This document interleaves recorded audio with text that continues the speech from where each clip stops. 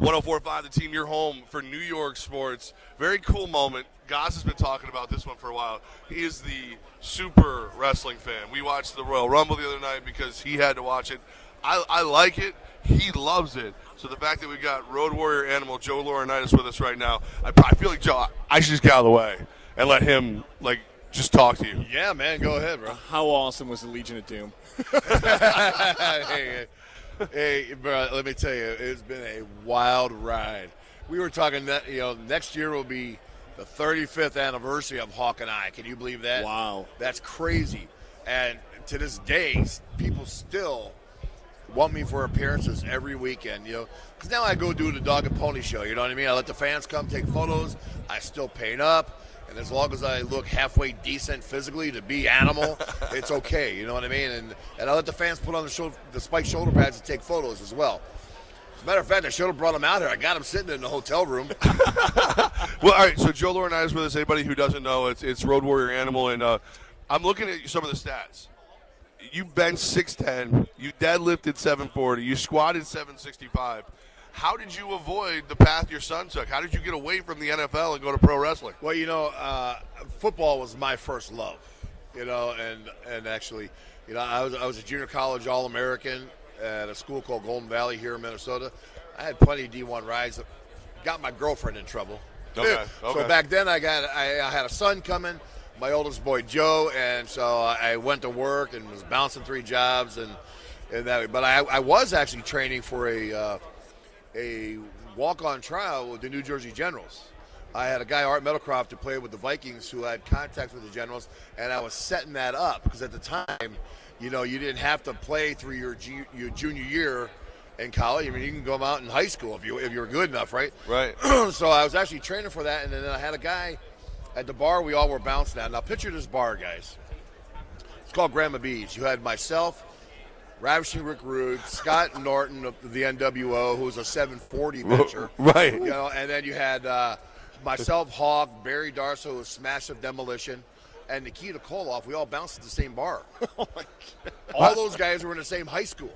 Was this like the baddest bar on the planet or the quietest bar on the planet? Oh, bro, we never had any issues at the bar, and we all worked at the same bar, so we had the same training mentality, and the bartender's name was Ed Sharkey. And Ed Sharkey trained Jesse the Body Ventura, who everybody knew Ventura. He's the governor of the state at one time. Can believe that, right? And then the only pot-smoking governor I ever heard of. The one that admitted it. Never admitted it, but he tried to legalize it before it even became legal, right? And then Ed said, hey, man, I'm going to do a wrestling camp, and you guys want to do it? And we all decided to do it, and then the rest is history. All right, so they tossed the spiked shoulder pads on you, the face paint. What was your first reaction to seeing, all right, this is the Legion of Doom? Were you about it? Were you hesitant at first? Throughout the years, everybody who announced us says, Precious Paul Ellering presents from the Legion of Doom, Animal and Hawk, the Road Warriors. So it wasn't like the Legion of Doom was going to be a new name when we went to work for WWF. You guys remember that company, Zubaz? Yeah, the striped pants. Yeah, Hawk and I started Zubaz years ago, and that was our company. We had all the NFL licenses, NHL, college football. We had like 14 heat-seeking presses back there and about 150 employees pressing shirts and packing things. And, when we did that company, we had a deal with Dan Marino and Jim Kelly, right? And they were wearing our hats on the sidelines and everything else. And through that, I met a guy named Bobby Monaco. He's the equipment manager. He was with Jacksonville Jaguars for a while. And his brother Teddy ran Power Protective Equipment, which is a shoulder pad company out of East Stroudsburg, Pennsylvania. Teddy sent me I said, hey, I got an idea. Sent me about 10 pairs of shoulder pads. And in one of my previous jobs, I worked at Honeywell, of all places, right? I knew a guy that could mill me some spikes. I said, I got an idea, man. Could you make me some 8-inch spikes, some 4-inch spikes, some 2-inch spikes, some 1-inch spikes? How many? I said, just make me like 100 spikes. I sat in my garage, bro, like I was freaking Tim the Toolman Taylor. I can tell you how many pair of shoulder pads I ruined until I finally got the set and the way they looked until I got it right. It was kind of crazy. That's where the spiked shoulder pads, that's how they came to birth. I did them in my garage. How'd you get them through the airports? Well, they all screw on. Every one of them's tapped with a screw hole, whatever size, a quarter 20 or a 3/8 screw, and they all screw on. So the big ones you can unscrew them. The smaller ones can stay on. So there's like 40 spikes on there. I don't want to take them all off every day. It'd be a pain in the rear end, right? So do you still watch the WWE product? Are you happy with the tag team division where it is right now? I watched the Rumble the other night. I went down to a bar here in Minneapolis called Bar Luchador, which I wish I would have known. A friend of mine, Ken Anderson, who was Mr. Kennedy in the WWE, has got a training center here called the Academy. He and Daivari, who was with WWE as well, they have a training center together. And I should have went down there with their students and watched it. But, the president, here's the thing, man. I think that, and I say this modestly, I think Hawk and I set the bar so high with tag teams that the fans are always going to look at it and say, even the fans that were younger, like you guys that have come older to have kids, that kids that see it now, the standard's so high with the Road Warriors, how's everybody going to be good enough? And that's what they're finding in the tag team division. Nobody wants to invest time into the tag teams because they know with the WWE they're going to cut the teams up and separate them up and ruin it. And Hawk and I was one of the few teams that started from beginning to end pretty much together. And I think that's the major difference. And there's great product out there. There's great wrestlers. But nobody in New York City cares about Roman Reigns. I mean, look, they boo him, Right. I mean, they're never going to be able to experience. I'm going to tell you something. One of the best matches, I just went over this doing another interview. One of the highlights of my career is when Hawk and I wrestled the Nasty Boys in Madison Square Garden in New York City, and we won the WWF titles. That was the last of the big three or big four, they called it, that you could win in this business, which nobody's ever done. Some have won with one, some of them have two, but nobody's ever won all four, right? And the eruption that the New York fans give you, bro, it's second to none. It's so loud. And you look at a fan, and there's Lou Ferrigno going crazy. And, at the time, I think Corey Everson was in the crowd. And Regis Philbin, who I did Regis' show a lot of times, is sitting in the front row. And it was just nuts. And everybody's cheering. It's the only time in the wrestling business, which our business is entertainment, it's sports entertainment, and that you got chills like, whoa, this is cool, you know what I mean? And of course, Madison Square Garden, how could you not? I mean, every time we left there, I had to leave in an ambulance. It's the only way you can get out of New York City without getting mobbed. Jill Laurinitas with us. You probably know him as Road Warrior Animal or Legion of Doom or new podcast, What a Rush podcast. The big reveal from the Royal Rumble was Ronda Rousey is now part of the WWE. What do you think of that move for her? I hope that Ronda. See, listen, it's sometimes it's hard. You could see there's not very many Olympic champions in wrestling that get into pro wrestling. Sometimes when people get in a sport like a UFC or you're an Olympic wrestler, you can't let go of that drive of I got to win, I got to win, I got to win. I can't lose mentality because that's grilled in your body since you're 10 years old, right? Because that's when you start doing all that stuff. Right. And Ronda was a Olympic judo person and started with her mother being an Olympic champion, right?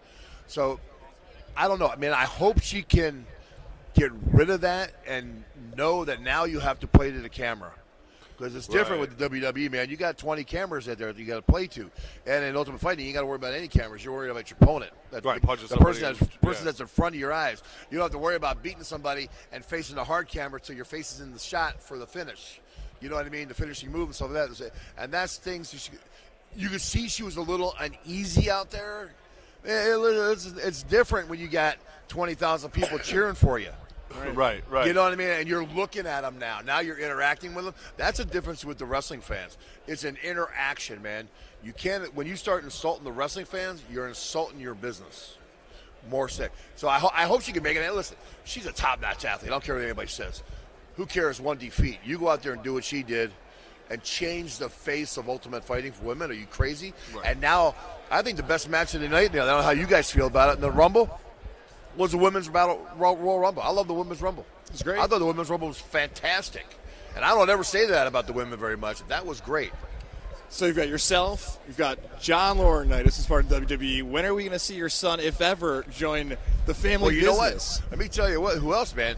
A lot of people don't realize this. My younger brother, Mark, was part of the Wrecking Crew that was WCW champs. WCW champs. Yeah, my youngest brother, Mark, was a tag team champion. Yeah, Rage and Fury. They painted up, but they wore singlets and stuff, man. They were real popular wrestling for Otto Vance over in Germany. They spent about 10 years in Germany, but they were WCW champs. Yeah, man. I don't know, man, what James is going to do. James, he doesn't need it for one. He did very well in football. He made a lot of money. He's okay. And right now he's set because he's with the Big Ten Network right now, and he does the NFL Network stuff. And I know he's having conversations with Fox this week. Went to broadcast boot camp, had a great time, graduated. I mean, he did really well at there. Listen, he loves pro wrestling. I was telling a story over there to one of the other guys about how, you got to picture this, with his tag team, when I was wrestling in Minneapolis, actually St. Paul Civic Center here, when I was around. And James was about 12 years old, and I used to get his hockey team in there 2 hours early and let him run around and bump around the ring. So oh, wow, this is the big-time ring, the WWE ring. And you got to picture this. 3 of the kids are on his team. You got James, Dominique Barber, who played for the Houston Texans, his brother's Marion Barber, that played for the Cowboys, right? Yep. And then Blake Wheeler, who's a starting center for the Winnipeg Jets, are all on the same team. So you got 3 kids that went pro on the same team, and this is a youth hockey team now, right? They were smoking everybody because they were so much bigger and faster. So Stone Cold Steve Austin comes to me in the back, and he's got his chew cup. Being from Texas, he's always chewing.